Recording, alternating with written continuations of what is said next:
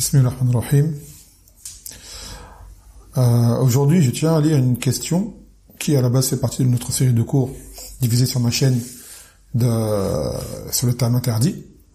Mais vu l'importance de la question et du profit de la réponse, j'aurais aimé en faire un bref conseil avec un léger commentaire sur les paroles de Cheikh Al-Uthaymin, rahimahullah ta'ala.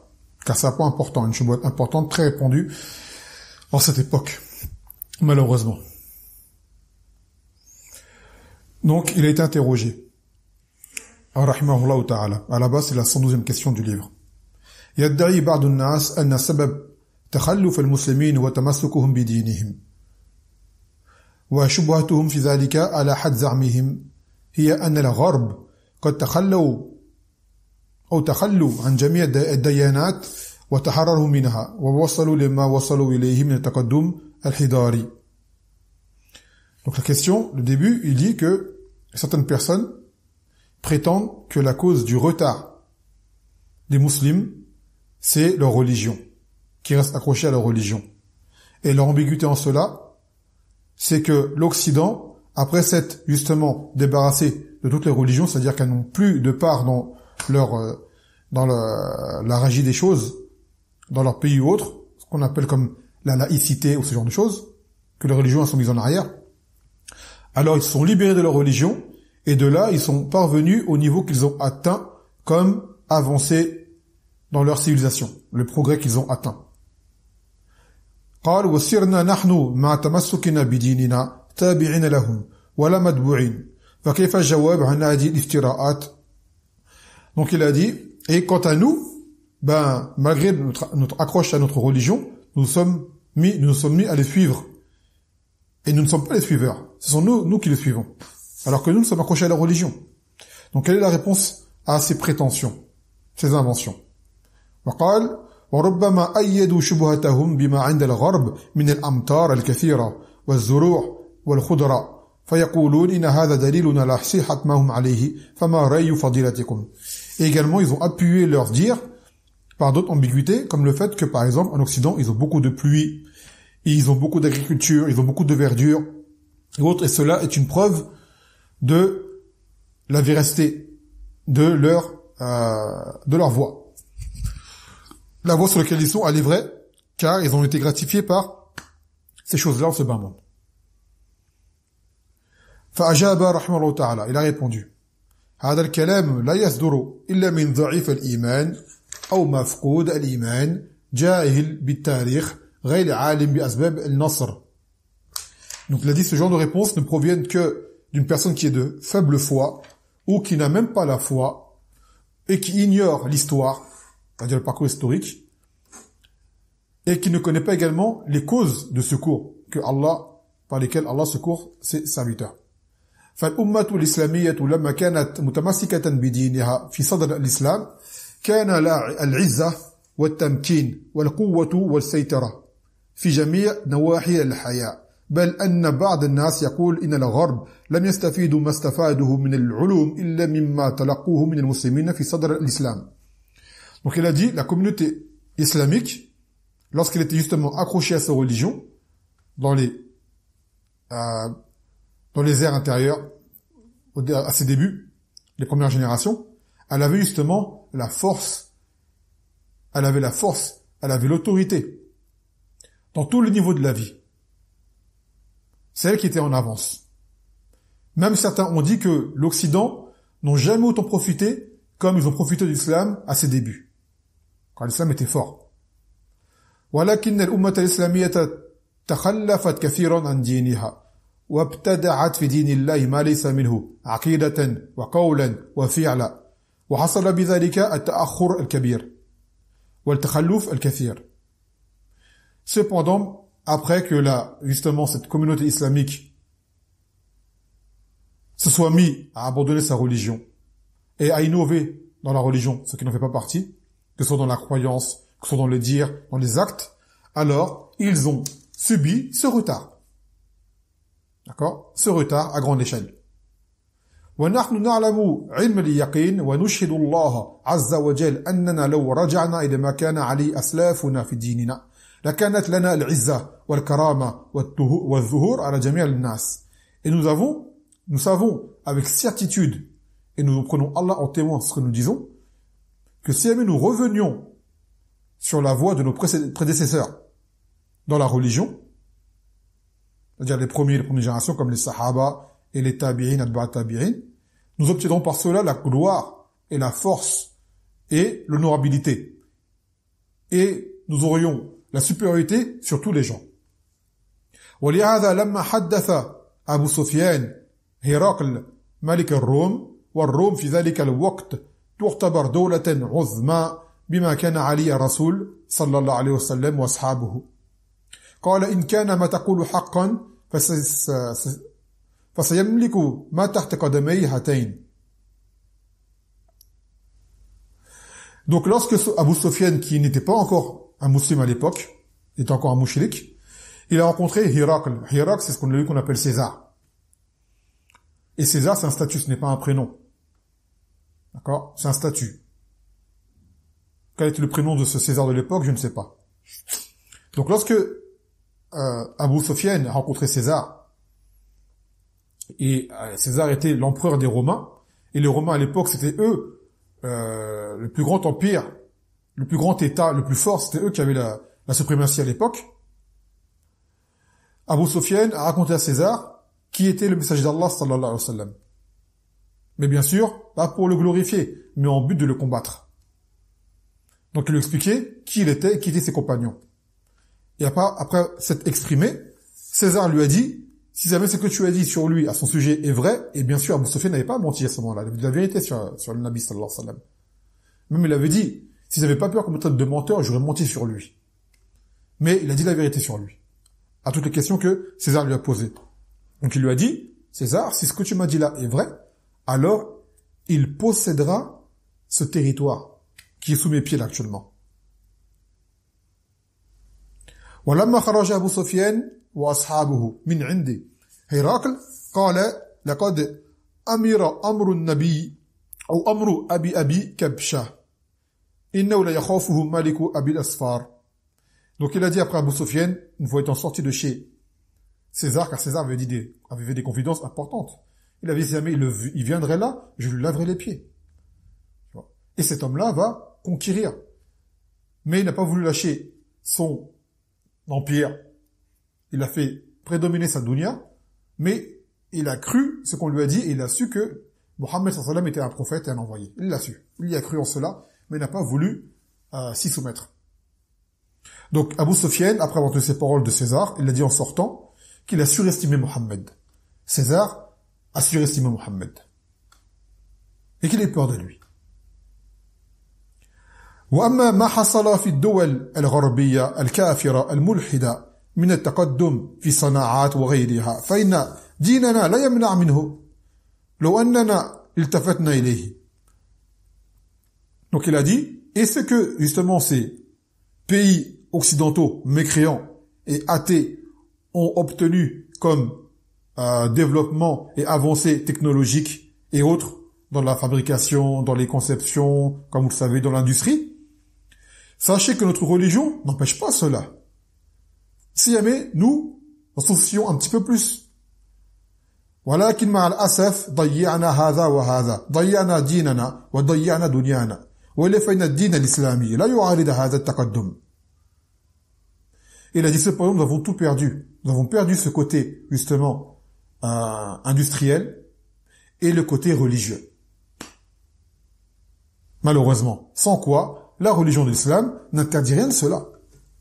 Le progrès. Au contraire. بل قال الله تعالى وأعدوا لهم ما استطعتم من قوة ومن رباط الخير ترهبون به عدو الله وعدوكم.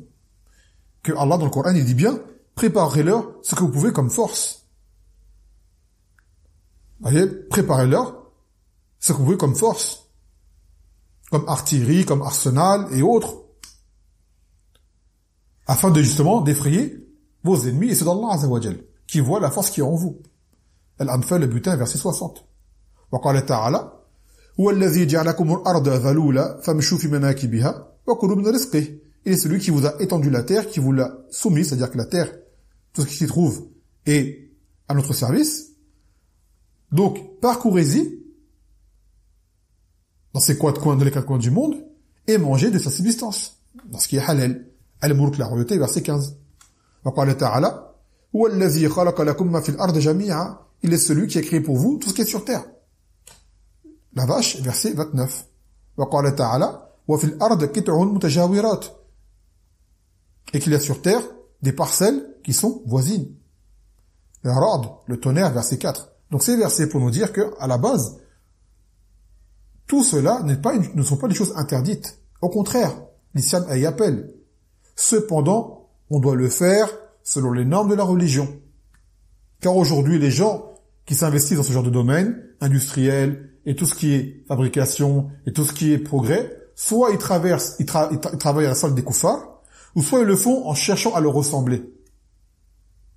Leur but n'est pas de faire avancer l'islam en soi. Leur but est de faire comme eux. Car ils sont impressionnés par ce que ces gens-là font. En oubliant ce qu'ont fait les précédents auparavant avant eux, malheureusement. قال إلى غير ذلك من الآيات التي تعلن إعلانا ظاهرا للإنسان أن يكتسب ويعمل وينتفع لكن لا على حساب الدين فهذه الأمم طيب il a dit justement donc ces versets incitent justement au progrès à ce que l'être humain œuvre et travaille et s'efforce les causes. Cependant, cela ne doit pas être sur le compte de sa religion, comme on vient de le dire. Tu ne mets pas la religion au service de ta dunya, mais tu mets ta dunya au service de ta religion. Et là, tu en verras les fruits. Il y a des gens, par exemple, ils sont en France, et essaient de s'accrocher à la religion, et ils se disent, avec ma barbe, avec mon kamis, et ma femme avec son voile, et on n'arrive à rien. On est bloqué de partout, on ne peut rien faire. On dit déjà d'une part, le milieu, l'environnement dans lequel tu te trouves ne t'est pas propice. À la base, tu n'as pas à être là. Tu n'es pas à ta place. Donc forcément, tu vas trouver des barrières. Ne pense pas que tu vas devenir quelqu'un qui va apporter qui va révolutionner ce bas monde au milieu des koufars en étant sur la sunna. Ils vont pas te laisser faire. Bila shak. Ils vont pas te laisser faire. C'est le deuil qu'on a les questions. Donc soit tu finiras par aller ailleurs, ou soit tu finiras par changer dans ta religion à t'affaiblir. Mais garder cette force et obtenir cette dunya, tu n'y arriveras pas. Là-bas, comme ça. Et même si tu y arrives, il n'y aura pas de baraka. Car ils feront en sorte de faire croire aux gens que cela ne vient pas des musulmans, mais que cela vient d'eux. Ça, c'est évident. قال فهذه الأمم الكافرة هي كافرة في الأصل ديننا الذي كانت تدعيه دين باطل عفوا دينها الذي كانت تدعيه دين باطل فهو الإلحاد على حد سواء لا فرق. Donc il a dit maintenant, ces communautés mécréantes, elles sont de base mécréantes. C'est-à-dire que la religion qu'elles avaient auparavant, qu'elles prétendaient, qui sont toutes les religions sur lesquelles elles se trouvaient auparavant, qu'aujourd'hui elles mettent en arrière, à la base des religions qui étaient fausses. Donc ça revient à même pour aujourd'hui, elles sont considérées comme étant des communautés athées, qui ne croient en rien matérialiste. C'est-à-dire que le athée, d'accord, le athée et le chrétien et le juif sont au même stade, religieusement parlant, pour nous. قال الله سبحانه وتعالى ومن يبتغي غير الإسلام دينا فلن يقبل منه. Celui qui recherche une autre religion que l'islam, elle ne sera pas acceptée de lui. Al-Imran, verset 85. وإن كان أهل الكتاب من اليهود والنصارى لهم بعض المزايا التي يخالفون غيرها فيها لكن بالنسبة للآخرة هم وغيرهم سواء. Donc il dit, maintenant les gens du livre, les Yahoud et les Nasara, ils ont des distinctions. Ils ont un rapprochement avec l'islam. Cependant, cela ne suffit pas. Et par rapport à l'au-delà, eux et les autres seront égaux, c'est-à-dire au feu de l'enfer éternellement. Ils seront mécréants. Un même et seul jugement. Après les individus, certains sont pires que d'autres, c'est vrai, mais leur jugement sera qu'ils seront du côté des mécréants. Et là, on parle de ceux qui sont venus après la venue de Mohammed sallallahu alayhi wa sallam et qui n'ont pas accepté Mohammed. Quant à ceux qui étaient avant nous, qui ont suivi leur prophète, eux sont des croyants. Ils sont des musulmans. قال ولهذا أقسم النبي صلى الله عليه وسلم أنه لا يسمع منه من هذه الأمة يهودي ولا نصراني ثم ليتبع ما جاء به إلا كان من أصحاب النار فهو من أصل كافر سواء انتصبوا إلى اليهودية أو نصرانية أم لم ينتسبوا إليها. C'est pour cela que le prophète Mohammed sallallahu alayhi wa sallam, comme on vient de le dire, a juré que nul de cette communauté, c'est-à-dire communauté des hommes dans son intégrité, hein, qu'il soit un Yahoudi, c'est-à-dire un juif, ou un Nasrani, nazaréen, ce qu'ils appellent chrétiens, qui entendent parler de moi et ne croient pas en mon message, sans qu'ils ne soient parmi les gens de l'enfer. Donc ça veut dire qu'ils sont tous au même stade, ces gens-là. Donc, à la base, ils sont tous des kuffars, tous des mécréants, qu'ils soient Yahoudi ou Nasrani, ou qu'ils soient autres que cela, ils sont tous des kuffars. أما ما يحصل لهم من الأمطار وغيرها فهم يصابون بهذا ابتلاء من الله تعالى وامتحانا وتعجل لهم طيباتهم في الحياة الدنيا كما قال النبي صلى الله عليه وسلم لعمر بن الخطاب. Et ce qu'ils obtiennent dans ces bas mondes, justement comme pluie, comme verdure et autres, tout cela c'est une épreuve pour eux et un test pour eux, et que Allah Azza wa Jal leur précipite les bonnes choses dans ce bas monde, dont ils seront privés dans l'au-delà. Comme l'a dit le prophète Mohammed sallallahu alayhi wa sallam à Omar ibn al-Khattab, lorsqu'Omar ibn al-Khattab l'a vu se lever d'une sieste avec les traces de la paillasse sur laquelle il dormait sur le visage. Omar ibn al-Khattab a pleuré en le voyant cela. Il a dit, Ya Rasulallah, Faris wa Rum, ya'ishuna fima ya'ishun fihi min al-na'im, wa anta ala hadi al-hal. Il a dit, les Perses, qui étaient parmi les plus forts à l'époque, et les Romains, vivent dans les délices et les bienfaits, c'est-à-dire mondains, alors qu'ils sont qui ils sont, et toi, messager d'Allah, tu dors dans le sens partir sur une paillasse qui t'en laisse des traces sur le visage. Il en a pleuré. Ça lui a fait mal. فقال يا عمر هؤلاء قوم عجلت لهم طيباتهم في حياتهم الدنيا أما ترضى أن تكون لهم الدنيا ولنا الآخرة. Donc il a dit, ces gens-là, leurs bienfaits leur ont été accordés dans ce bas monde, précipités, et même c'est limité, en ce bas monde seulement. N'aggrées-tu pas donc que eux aient cette dunya et que nous ayons l'au-delà? Et là, Omar a été consolé, il a compris tout de suite.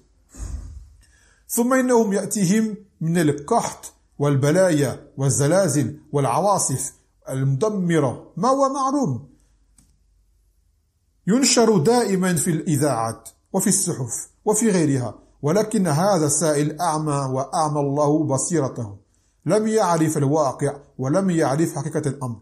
Il a dit, et malgré tout, ces gens-là ils subissent quoi? La sécheresse, des tremblements de terre, des cyclones, des ouragans, des tsunamis, plein de choses qui détruisent leurs biens, en quantité. C'est une chose qui est propagée tout le temps à travers les médias. C'est une chose qui est connue, et dans les journaux et autres.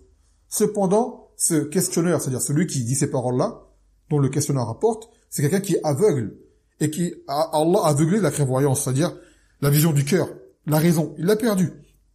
Et cette personne-là est ignorante de l'actualité, de ce qui se passe vraiment chez ces gens-là. Et c'est une réalité. Même aujourd'hui, regardez bien le Covid. Comment ça se passe, la Covid?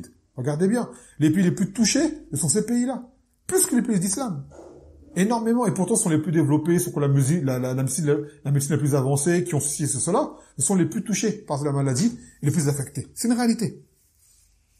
يقول إن نصيحتي له أن يتوب إلى الله عز وجل من هذه التصورات قبل أن يفاجئه الموت وأن يرجع إلى ربه وأن يعلم أنه لا عزة لنا ولا كرامة ولا زهور ولا سيادة إلا إذا رجعنا إلى دين الإسلام رجوعا حقيقيا يصدقه القول والفعل. Donc il a dit, je conseille à cette personne-là qui a ce genre d'idées en tête, ce genre de pensée, qui se repente auprès d'Allah Azza wa Jal, avant que la mort ne le vienne soudainement, qu'il meure sur ce genre de croyance. Et qu'il sache qu'ils nous n'aurons jamais de force, de puissance, ni d'honorabilité, ni d'instauration suprématie sur terre, tant que nous ne reviendrons pas à l'islam authentique de façon concrète, et que nos paroles sont en concordance avec nos actes et nos croyances. Et naam, est-ce que l'auteur a dit là? C'est affirmé par rapport d'Allah dans Azza wa Jal. Qala ta'ala وعد الله الذين آمنوا منكم وعملوا الصالحات ليستخلفنهم في الأرض كما استخلف الذين من قبلهم ليمكنن لهم دينهم الذي ارتضى لهم ليبدلنهم من بعد خوفهم أمنا يعبدونني لا يشركون بي شيئا وَمَنْ كَفَرَ بَعْدَ ذَلِكَ فَأُولَئِكَ هُمُ الْفَاسِقُونَ. Dans le sens où Allah il dit, Allah a promis à ceux d'entre vous qui ont cru et fait de bonnes œuvres, qu'il leur donnerait la succession sur terre, comme il l'a donné à ceux qui les ont précédés. On a vu comment l'islam a conquis une grande partie du monde. Des conquêtes continuelles, en série et faciles. Pourquoi? Car les gens qui combattaient étaient des croyants sur une croyance authentique et un islam authentique. Ils donneraient force et suprématie à leur religion qu'elle agrée pour eux. Et on l'a vu. Ou ils leur changeraient leur ancienne peur en sécurité. Car aujourd'hui, les musulmans, ils ont peur. Des kuffars. Mais c'est quoi la condition? Cela a une condition. Cela a une condition. Hein? Il m'adore et ne m'associe rien. Et quiconque m'écroit par la suite, alors ce sont ceux-là les pervers. Donc on doit établir le tawhid. Et ce tawhid ne peut être établi que avec le suivi de la sunnah également, comme il se doit. On ne doit pas faire de shirk. Et le shirk aujourd'hui dans la Ummah est propagé. Les bid'ah sont propagés. Les péchés sont propagés. Les turpitudes sont propagées. Tout ce mal est propagé. Donc c'est cela qui est la cause de notre retard et non pas la religion. Bien au contraire. Bien au contraire. Et là, faut savoir une chose, que en fait, ces bienfaits en ce bas monde seront des conséquences. Mais la finalité, c'est quoi? C'est de viser l'au-delà, d'établir la religion. Donc si on regarde la finalité et on tente de la concrétiser, alors on aura les conséquences en ce bas monde. Kama qala ta'ala, وَمَنْ عَمِلًا صَالِحًا مِنْ ذَكَرٍ أَوْ أُنْثَىٰ لنحيينه حياة طيبة ونجزينهم أجرهم أحسن ما كانوا يعملون. Il a dit, quiconque œuvre dans le bien, comme qu'il soit croyant ou croyante, homme ou femme, nous lui ferons vivre une bonne vie. وقال تعالى ومن أعرض عن ذكري فإن له معيشة ضنكا ونحشره يوم القيامة أعمى. Par contre, celui qui s'éloigne de mon rappel, il aura une vie étroite. Et on le récitera Yom al-Qiyamah en étant aveugle. Donc, viser l'au-delà permet d'obtenir le bienfait en ce bas monde. Délaisser l'au-delà amènera à des conséquences néfastes en ce bas monde. Et en plus, l'auteur là a parlé du côté mondain, visuel, et le côté, on va dire, palpable. Sans compter le azab intérieur, le châtiment interne que vivent ces kuffars en eux, le mal-être qu'ils ont en eux. L'auteur n'en a pas parlé là, mais ça va avec, ça va de soi. Les kuffars ne sont pas heureux, ce n'est pas vrai. Et pour preuve, ils sont continuellement en quête de bien-être, qui t'a dépensé tout leur bien. De trouver le bien-être, de trouver le bonheur. Car sans foi, il n'y a pas de bonheur. Et je parle du bonheur absolu, pas du bonheur partiel que des fois on peut sortir un jour de bonheur, 2 jours de bonheur, un jour de joie, ça arrive. Tout comme le musulman, il y a des jours de tristesse. D'accord? Des jours de peur, ça existe. Mais de façon générale, le kafir est dans le malheur et le mal-être, et le musulman est dans le bonheur et le bien-être. De façon générale. D'accord? La plus grande peur du musulman, c'est de mourir, d'aller en enfer, et d'être châtié par Allah Azza wa Jal. Et la plus grande peur du kafir, c'est quoi? C'est la mort de façon absolue, et d'être pauvre en ce bas monde. Quant à la pauvreté et la maladie, ce genre de choses, le musulman ne les veut pas. Il fait en sorte de ne pas en être atteint. Mais si jamais ils viennent, yartasib, il cherche la récompense auprès d'Allah Azza wa Jal et il patiente. Il sait que sa récompense en sera plus grande. Donc il est consolé, il est rassuré. Le kafir, il n'a rien du tout. Aucune consolation. Et même quand il est guéri, il ne remercie pas Allah Azza wa Jal et recommence de plus belle le mal qu'il a fait. D'accord? Et devient ingrat. Donc là, c'est le rappel par rapport à cette réponse de l'auteur que nous ne devons pas être impressionnés par ces gens-là et que la cause de notre retard, c'est nous qui l'avons commis en délaissant la religion. Et l'avancée, le progrès, cela sont des choses désirées en religion, mais sans tomber dans quoi? Dans les transgressions.